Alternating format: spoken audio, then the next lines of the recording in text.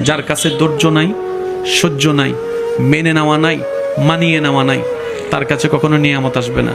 এই ক্ষেত্রে আমাদের অনেকের মনের একটা চাপা প্রশ্ন থাকে, জানতে চাওয়া যে ধৈর্য তো অনেক ধরেছি, আর কত ধৈর্য ধরব, সহ্য তো অনেক করেছি, আর কত সহ্য করব।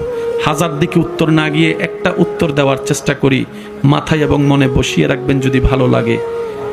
ধৈর্য ততক্ষণ ধরব যতক্ষণ আমাদের রব খুশি না হয়। সুবহানাল্লাহ।